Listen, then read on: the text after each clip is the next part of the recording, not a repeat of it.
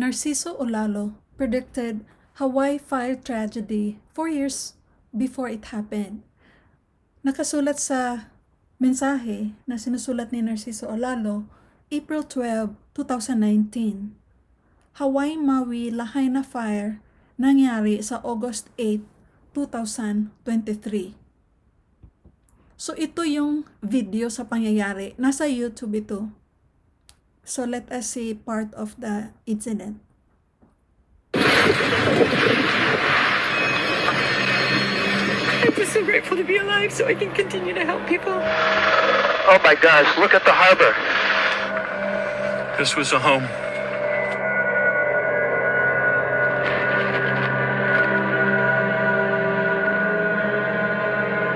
All the cars with full gas tanks that reached the fire, they were exploded.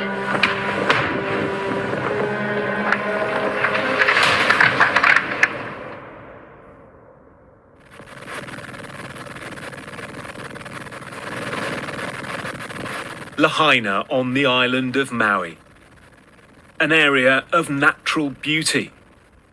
$1 million mansions, designer shops, and some of Hawaii's most luxurious harborside restaurants and hotels. Oh my gosh, look at the harbor. Oh my goodness, look at all these houses. Lahaina, in the local dialect, translates as cruel sun. Today they are cursing the cruel flames. Our correspondent saw for herself the horrors the wildfires inflicted here in just a matter of hours. This is the heart of Lahaina's downtown. Hotels, restaurants, businesses, completely obliterated. You can see in the distance some of the wreckage still smouldering a couple of days after these wildfires hit, and Okay, so pinakita ko lang yung pangyayari sa sunog sa Hawaii. So kayo na lang mag-login sa YouTube kasi nang doon lahat. Ito mga video sa sunog sa Hawaii. So at this time, let's continue yung mensahe ng Diyos na pinarating ni Narciso Olalo. So ito ang mensahe. So I took a screenshot sa Facebook ni Narciso Olalo yung full mensahe. So makikita naman nyo hindi edited yan. Yan ang date. Sinulat niya April 12, 2019. Ayan, Narciso Olalo. Makikita nyo sa Facebook. I-search nyo yung hindi pa nakakaalam. I-search nyo pangalan Narciso Olalo at makikita nyo, mababasa nyo ang mga mensahe ng Diyos. So ngayon, maliit ang letra. So I recorded para marinig natin kung ano ang nakasulat dito. So let us all listen sa mensahe ng Diyos. Narciso Olalo, April 12, 2019. Mensahe ng Diyos. Ganito ang Diyos magbigay ng mensahe, paiba-iba. Ayon sa mensahe, habang nakatayo ako, narinig ko ang boses ni Diyos Ama.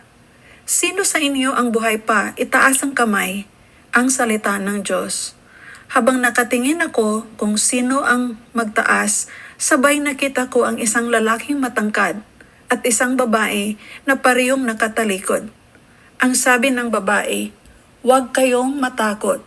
Si Mike at Merly." Ito ang sabi ng babae. Sabay nagising ako. Ang mensahe ng Diyos. Okay, I will post from there. So, yan ang mensahe. So, sa hindi nakakaalam, si Narciso Olalo, tuwing natutulog siya, may kausap niya ang Diyos. May mensahe na pinibigay sa kanya at saka when he wakes up, yan, isusulat na niya sa Facebook. So ito yung sinulat niya sa April 12, 2019. So sa alam natin, or siguro ang iba hindi alam, may sunog na naganap sa Maui in the state of Hawaii last August 8, 2023. Ngayon, sinulat yan ni Narciso Olalo April 12. So, Narciso Olalo predicted na mangyayari ang big tragedy na ito. Yung Mike at Merly na sinulat dito sa mensahe, I am Marley. Nakatira ako dito sa Hawaii at nagfa-follow ako sa mga mensahe ng Diyos. So ngayon, ano ba ang ibig sabihin sa mensahe na yon? So let us continue to listen. Kung babasahin ko ito, may malaking trahedya na parating pa lang na mangyayari sa Hawaii. Si Marley at Mike ay pinakita lamang, parang masabi ko na sa Hawaii ito mangyari.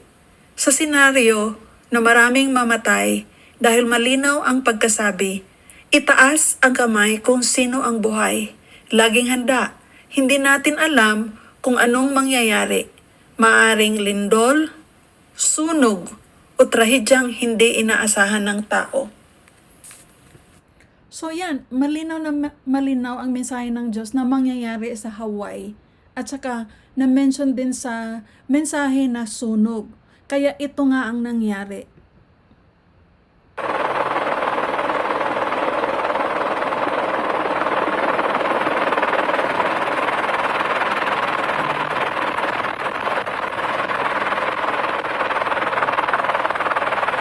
So that is Lahaina, Hawaii, na pagkatapos ng sunog, yan ang itsura. So the whole neighborhood, nasunog lahat yung mga bahay. Pinakita ko lang kasi hindi ito in-expect eh. Naubos talaga yung kabahayan dyan sa Maui. Ayan. Walang lahat ubos talaga. Okay. So ngayon ang mensahe, kung babasahin ko ito, may malaking trahedya na parating pa lang. So imagine 2019, how many years? So that was 19, 20, 21, 22, 23. So Narciso Olalo predicted 4 years ago, bago nangyari. Ngayon ang tanong, sino ba ang nakakaalam sa mga pangyayari? Diba Diyos lang? Kaya sana magbasa kayo sa Facebook page ni Narciso Olalo kasi marami kayong matutunan. Bakit nangyayari ito? Kasi nagpaalaala na ang Diyos sa lahat. 3 P's lang ang kailangan, pagsisisi, pagbabago at lubos na paniniwala para lahat tayo ay handa for God's second coming.